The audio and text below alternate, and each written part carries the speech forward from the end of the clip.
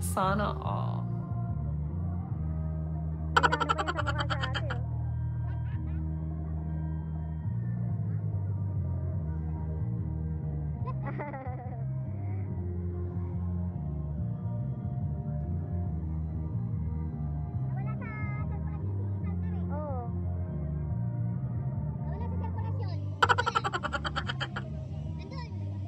Hello mga inahan, kasama ko nga ngayon sila Kuya Sander, yan.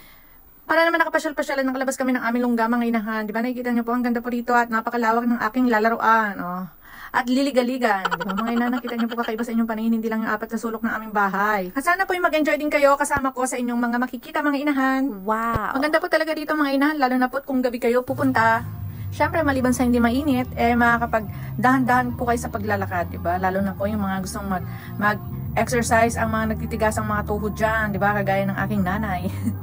At kahit masakit nga ay napasama ko siya, di ba? Yeah! Ayan po mga inahan, nakita nyo, di ba? Ang dami mga lovers. Sana all.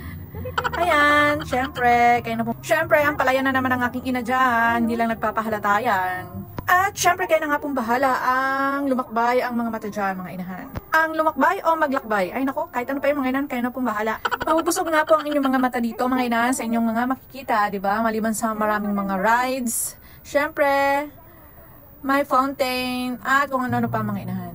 Safe din po dito kasi po meron namang mga nagro-rubing ng mga security guard yun. Security guard ba yun o police? Basta po may nagro-rubing. At syempre, mga inanin, enjoy ko na nga ang pagkakataon na ito dahil minsan nga lang din ako makalabas sa apat na sulok ng aming bahay, di ba? Maliban sa paghati sundo sa aking tate. At ayan, dahil nga, minsan lang sinulit ko rin ito. At syempre, pagod na pagod ang aking ina at ang aking tate. Pero minsan nga lang naman ito, kaya wala naman na sila ding magagawa dahil nandito na nga rin kami.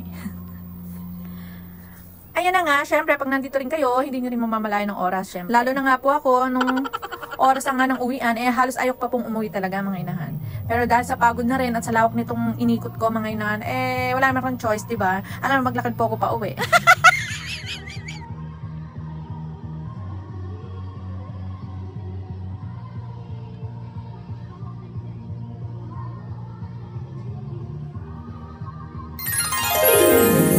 Ay, wow, sino ka dyan? Di ba, Mare? Wow. Kala mo, ha? Kaloka talaga ako, no? Inahan. At ayun lamang nga po ang ganap sa aking video na ito, mga inani. Tinur ko lang po kayo. Tinur. Akala nyo naman po, laki ng pinakita ko. Doon lang naman sa pwestuhan ko, no, mga inahan. Pagpasensyaan nyo na po, mga inahan. At wala naman po masabi itong nag-voice over na to, humaba lang. Ayun nga po, thank you for watching. God bless. At huwag po sana kayo magsawang panoorin ng aking mga video, mga inahan. Bye! Gusto niya talaga kay ate sumunod eh.